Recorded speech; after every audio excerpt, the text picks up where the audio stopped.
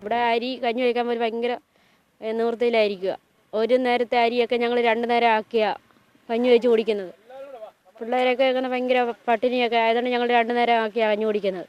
ഇത് ഓമന. ഓമനയും 5 മക്കളും അമ്മയും സഹോദരനും അടങ്ങുന്ന കുടുംബത്തിന് ലഭിക്കേണ്ട റേഷൻ കഴിഞ്ഞ 3 മാസമായി ലഭിച്ചിട്ടില്ല.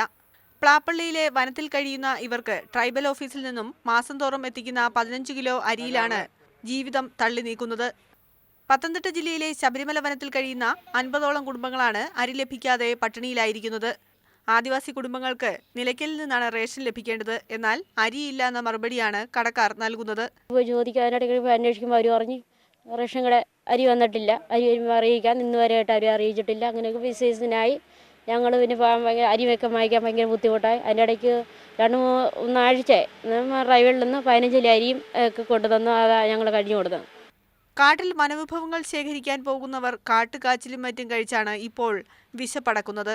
കുടിവെള്ളമില്ലാതെ ആനശല്യത്തിന് നടുവിൽ ജീവിക്കുന്ന ആദിവാസികൾക്ക് അരി കൂടി ലഭിക്കാതായതോടെ അടുപ്പ് പുകയാൻ സർക്കാർ തന്നെ കനിയേണ്ട അവസ്ഥയാണുള്ളത്. പി വിദ്യ, മാതൃഭൂമി ന്യൂസ്, പത്തനംതിട്ട.